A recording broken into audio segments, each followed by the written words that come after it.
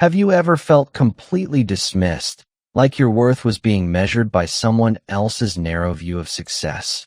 The kind of feeling when someone looks at your life and decides, without knowing anything real, that you're a failure. But before we get to that, do us one quick favor. Subscribe, hit the like button while you're at it, and comment where you're listening from so we can see how far these stories are reaching. My name is Alex, and I'm going to tell you about the time I got my own back on a guy who thought he had me all figured out. The divorce hit me hard. It wasn't one of those clean breaks you see in movies. It was messy, drawn out, and it took a lot out of me.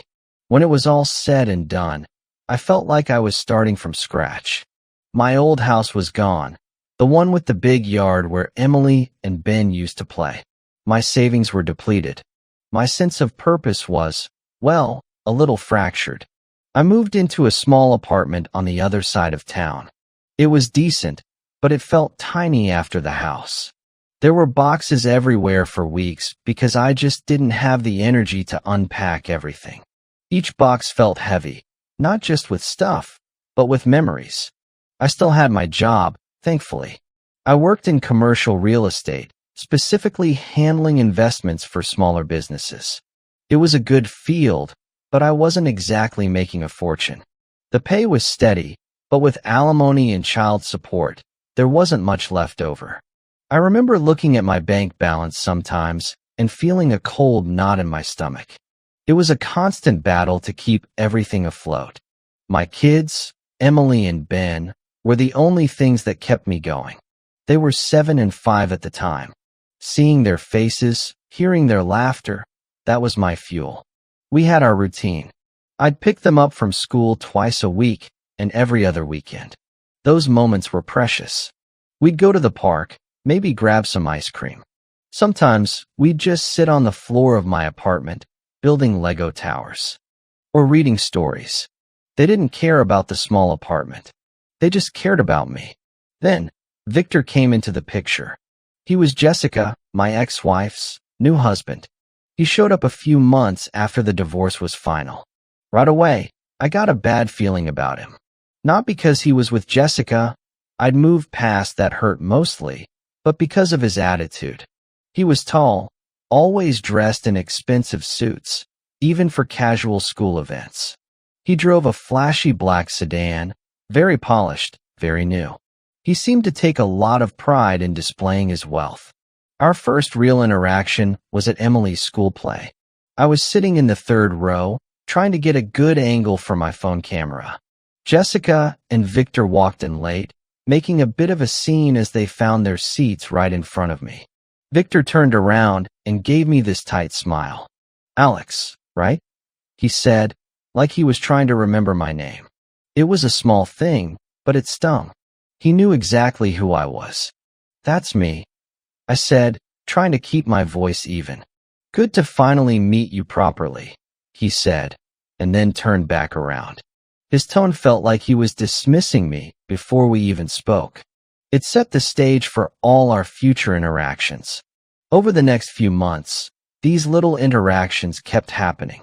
At kid pickups, school conferences, even birthday parties. Victor always found a way to make me feel small.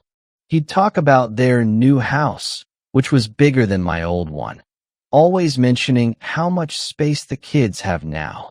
He'd make comments about how he was teaching Ben to play catch, or taking Emily to some fancy equestrian club. Things I used to do, or things I simply couldn't afford to do anymore. I remember one time, Emily had a slight fever, and I called Jessica to tell her I'd be a few minutes late picking her up after school. Victor answered the phone. "Everything all right, Alex?" he asked, his voice dripping with fake concern. "Jessica's taking Emily to the doctor now. Don't worry, we've got it covered. No need for you to rush." He made it sound like I was a burden, that my involvement was unnecessary. I could hear Emily coughing in the background. It made me feel useless. These weren't outright insults, not yet. But they were constant, subtle jabs. They chipped away at my confidence, making me feel like an outsider in my own children's lives. I'd go home and just sit in my quiet apartment, playing over these conversations in my head. Was I really that bad?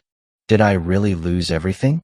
The divorce had stripped me of so much, and Victor seemed determined to remind me of it every chance he got. But I wasn't just sitting around feeling sorry for myself. Beneath the quiet facade, a fire was starting to burn. I was good at my job. I knew commercial real estate inside and out. I knew how to spot a good investment, how to get a deal done. The divorce had drained my liquid assets, but it hadn't taken away my skills or my work ethic. I started working longer hours, taking on more clients. I saved every dollar I could. I cut out unnecessary expenses. Instead of going out for lunch, I packed a sandwich. I drove my old car, even though it was starting to make funny noises. I was focused.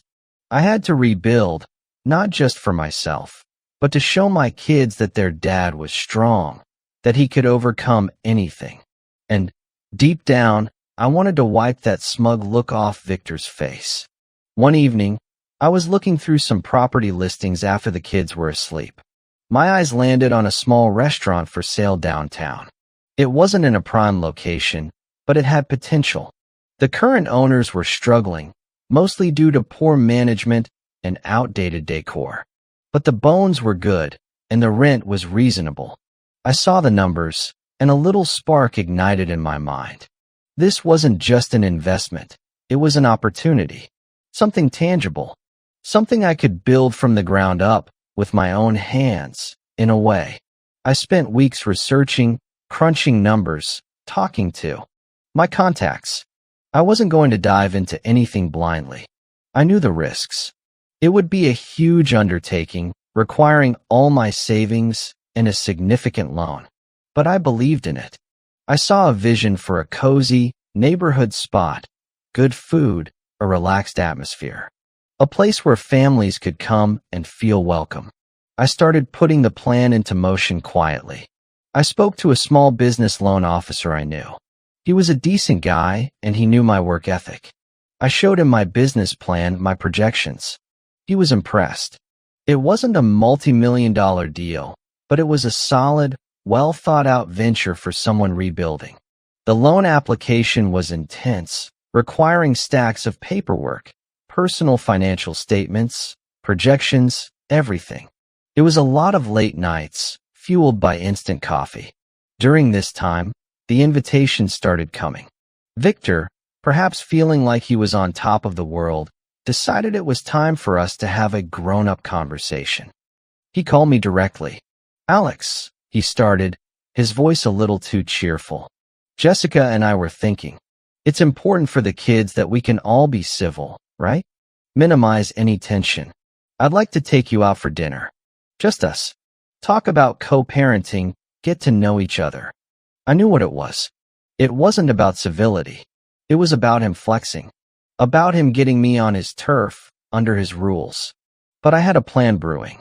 This was an opportunity. I had just received the final approval for the restaurant loan.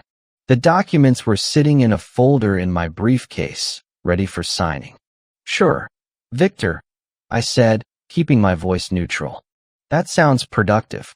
He suggested a place. "The Argent Grill," he said. "It's a fantastic steakhouse. I'm sure you'll appreciate it." I knew the Argent. It was one of those places people went to impress. Expensive, a bit stuffy, but undeniably good food. And, coincidentally, it was only a few blocks from where my new restaurant would be. The day of the dinner arrived. I spent the morning at my desk, finishing up some paperwork for the loan. I made sure to print out the official approval letter and the summary of the loan details. I folded them neatly and placed them in my wallet. Not to wave them in his face immediately, but to have them, just in case. I changed into a decent shirt and slacks. Nothing fancy, but clean and respectable. I wanted to look presentable, not like the loser he probably imagined. I drove my slightly rattling car across town, the setting sun glinting off the buildings. I felt a mix of nerves and controlled excitement. This wasn't just dinner. It was a turning point. When I walked into the Argent Grill, Victor was already there, sitting at a corner table. He stood up, giving me that same tight, almost pitying smile. He was wearing a dark suit, perfectly tailored. A designer watch gleamed on his wrist. The restaurant itself was dimly lit, rich wood paneling, white tablecloths, soft jazz music playing in the background. It smelled of grilled meat and expensive wine. "Alex, glad you could make it," he said, gesturing to the chair opposite him. "Place is nice, isn't it? Jessica and I come here often." "It's nice," I replied, pulling out my chair and sitting down. I took a moment to look around, absorbing the atmosphere. I noticed the details, the heavy silverware, the crisp napkins, the way the waiters moved discreetly. I was observing it from a different perspective now, a future restaurant owner. A waiter came over, offered us water. Victor immediately ordered a bottle of expensive red wine, without even asking me. "For the table," he declared, like it was a grand gesture. We made small talk for a few minutes. He asked about my job, in a way that felt more like fishing for confirmation of my struggles than genuine interest. I kept my answers vague but positive. "Things are good, I'd say.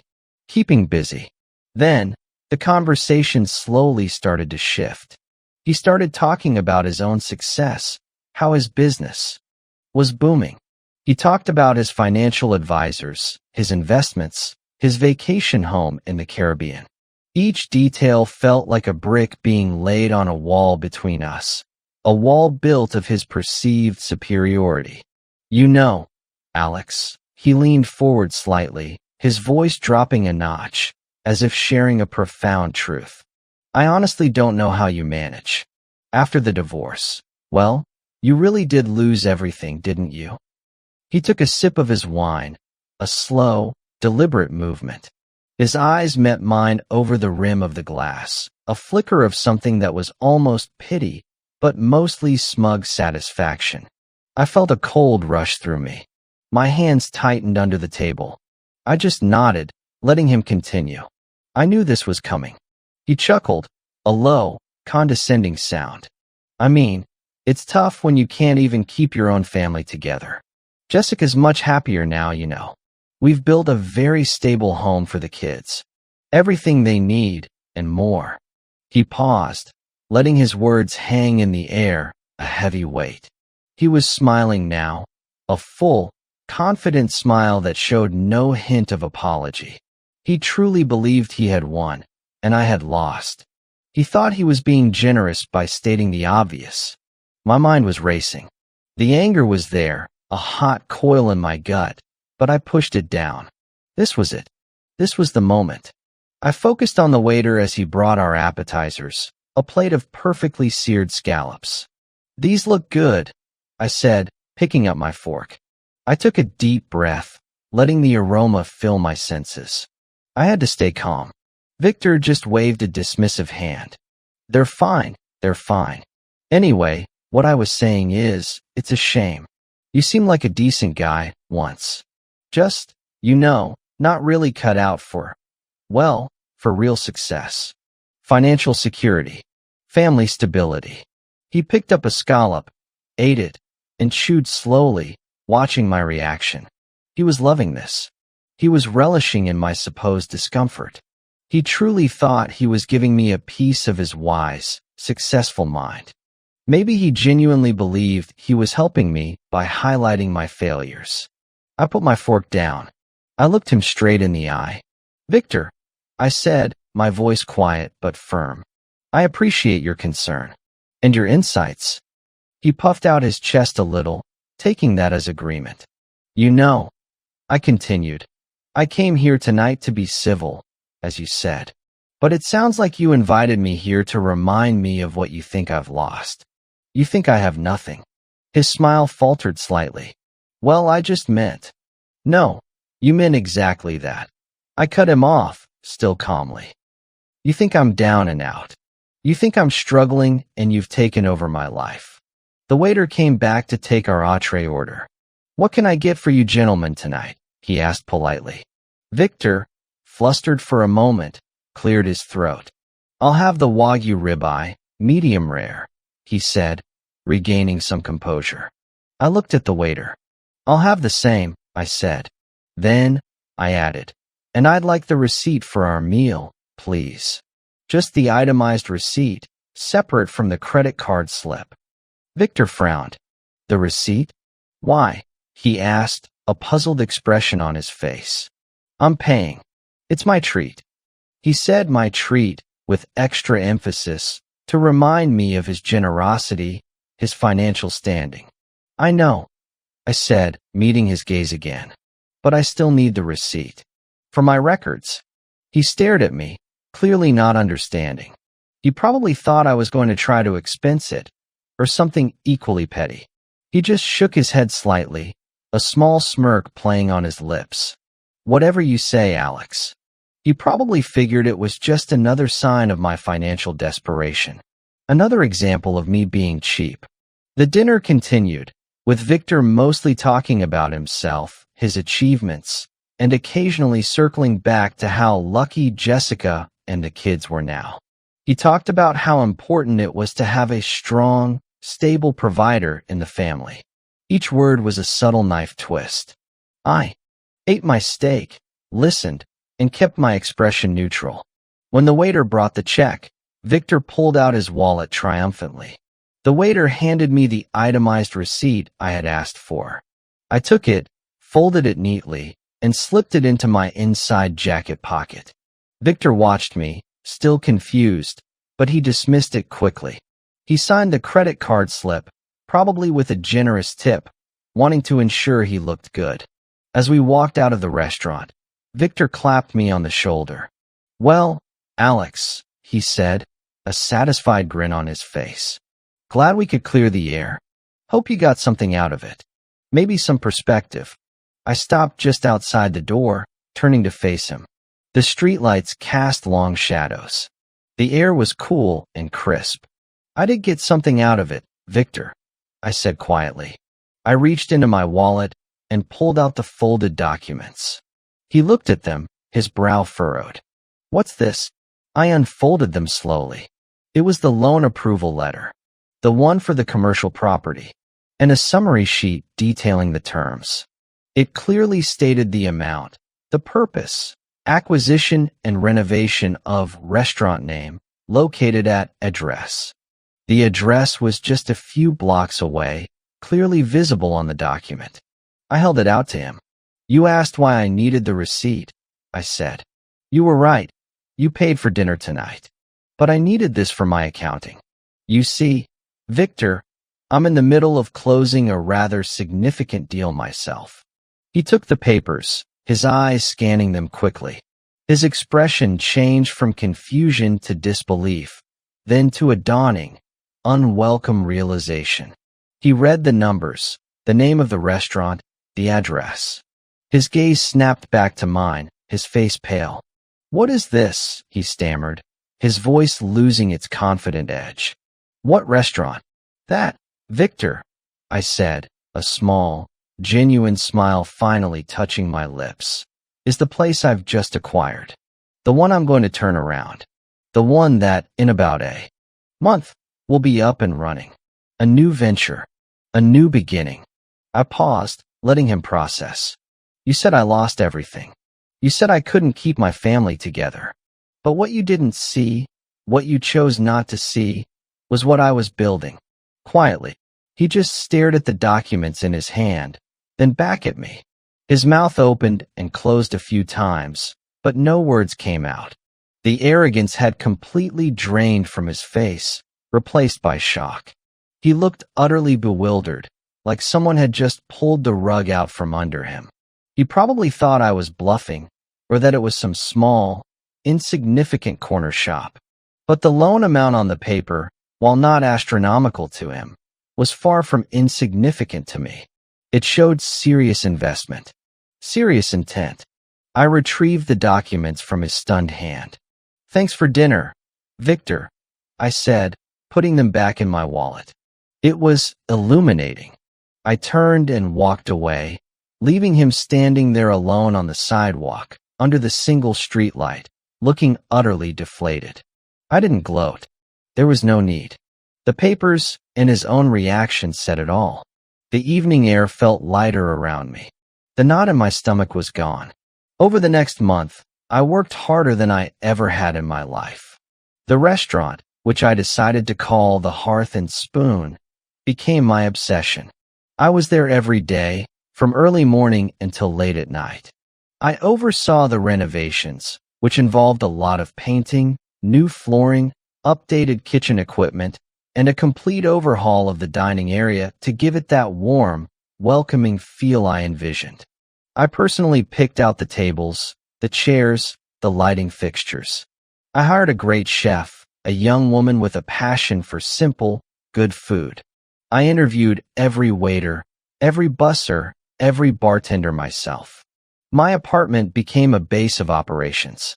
Spreadsheets, blueprints, menus, and employee applications covered my dining table. Emily and Ben would come over on my days with them and watch me sketching ideas, asking questions about what I was doing. I told them I was building something special, a place for people to come and enjoy good meals. They were excited, asking if they could help taste test the desserts. Their innocent excitement fueled me even more. Victor was silent.